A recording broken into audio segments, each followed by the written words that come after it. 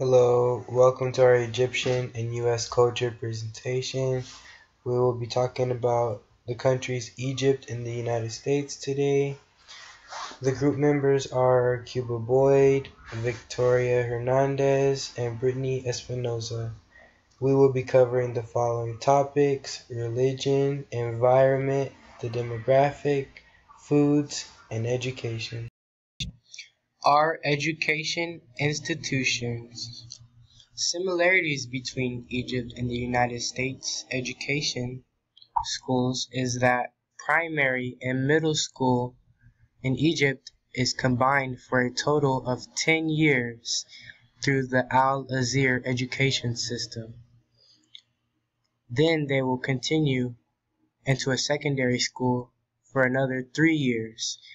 Like the United States, we do primary school, elementary school, 1 through 5, including kindergarten, which is 6 years of schooling. Middle school is 3 years.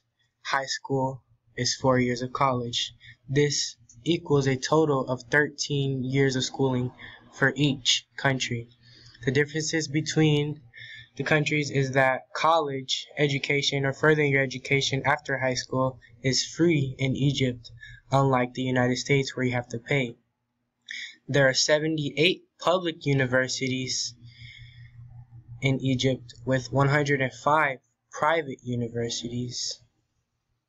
But in the United States, there are 2,915 public universities and 596 private universities. Egypt would be considered a collectivist culture because they are offering free college education, which in turn can give opportunities to the less fortunate and have their country as a whole retain a certain level of knowledge. As you can see above, I have a picture of students at the Al-Azhar College in Egypt, and then in the right below corner is a picture of our local university, Arizona State University, that is located in Tempe. The way we make or eat food is called food etiquette. Similarities between Egypt and the United States are that Egypt is fond of tea and coffee, and they like to drink it with sugar cubes, and they call it Turkish coffee, where they hold a piece of sugar in between their mouth and drink the coffee in between.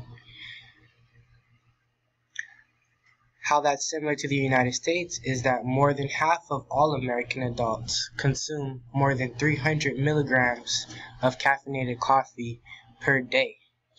This is the highest consumed drug in the United States.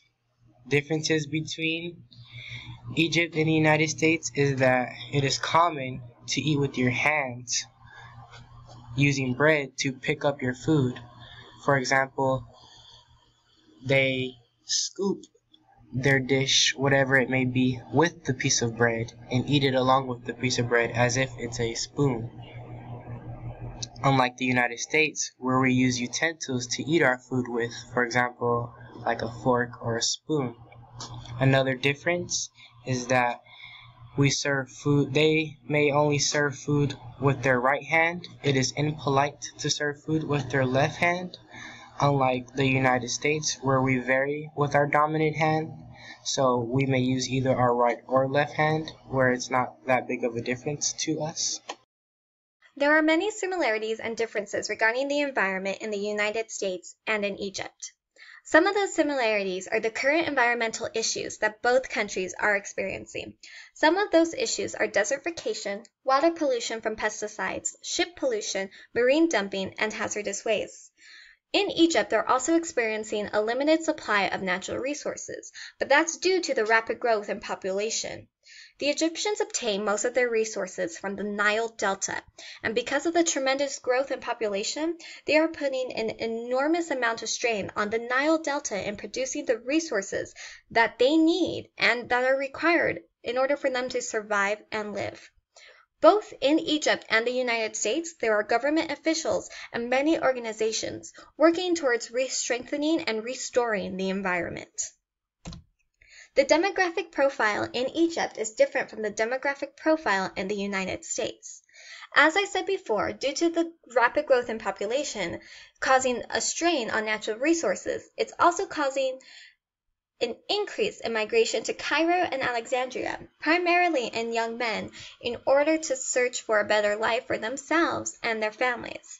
Now, even though the rising population is quite a concern, the Egyptian governments have not made curbing the rising population a priority. And all the Egyptians need in order to reduce the rapid growth of population is commitment from the Egyptian government, which they are not receiving. Egypt has also become an important destination country for migrants and asylum seekers, especially Iraqis and Syrians, for the resettlement program the Egyptians have in the West. One of the differences between the United States and Egypt is the individualistic culture and the collective culture. The United States is an individualistic culture, which means that we focus on personal achievement and independence, and we also encourage people to focus on themselves and their immediate family. Since Egypt is a collective culture, that means they value group identity.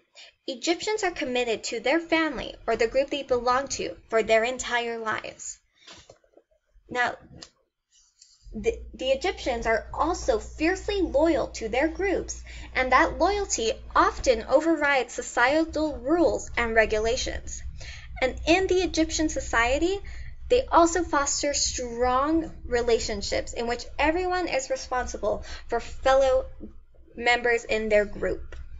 These are just some of the differences and similarities that the United States has with Egypt.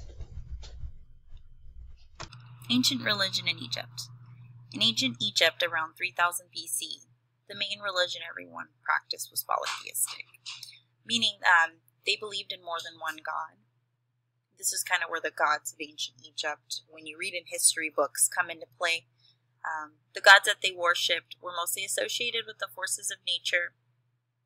A lot of the people who followed this religion prayed and worshipped these gods when they needed health and love and wealth and those types of things. And a lot of the gods were associated with nature, meaning they would represent the Nile River, the moon, sky, and earth, and also animals such as cats. And that's kind of what you typically see when pharaohs would wear the big cat-like hats, and you see those around history books and things that you look up around about ancient religion in Egypt. Polytheistic is the reason why there are pyramids and tombs and temples in Egypt, because this is where the kings and queens and pharaohs and all these people that represented these gods lived. And they're the reasons of all the art and architecture, and the reason why people visit Egypt today to see the history of this type of religion. Religion in Egypt today, 90% of Egyptian people that live in the capital are Muslim. 10% of the people practice a form of Christianity, and they belong to the Coptic Orthodox Church. The differences from the United States is that the dominant religion in the United States is Christianity, and that's something that is the smaller religion in Egypt. 51.3% of Americans practice this religion. 23.9% of Americans practice being Catholic, and this isn't really known in Egypt. Similarities to Egypt and the United States is there's a form of book in both religions that they follow. In America, the Bible is very common, and in Egypt, the Quran is something that they follow. Both practice some sort of faith, and they both have some form of religion artifact in history. Very similar, the Holy Cross and the Anka. Both represent a type of cross, just in different forms, and some have different meanings. They both have types of meetings where they practice their religion on a certain day.